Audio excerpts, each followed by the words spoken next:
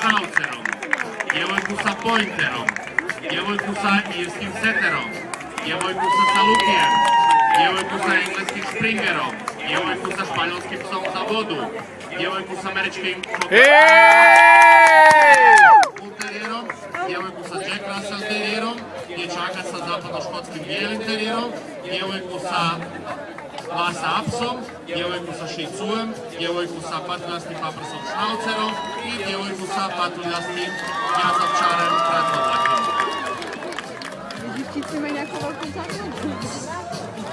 First we will need 5 finalists. A u predkrug pozivam pobjednike junior handlinga mlađe skupine od sva 4 dana i prvake pasmina pete FC skupine. We are calling to the pre-ring winners of the younger group of junior handling from all 4 days and best two breeds of the FCI group 5. A imamo i 5 finalista, to su djevojka sa velikim